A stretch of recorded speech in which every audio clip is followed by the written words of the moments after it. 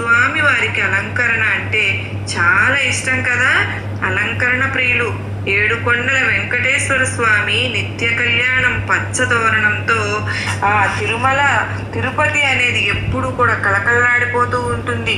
అలాగే మన ఇంట్లో ఉండే దైవ మందిరం కూడా శనివారం రోజు కళకళలాడిపోతూ ఉండాలి. అలాగే స్వామివారికి ఇష్టమైనది తులసి దళం కదా.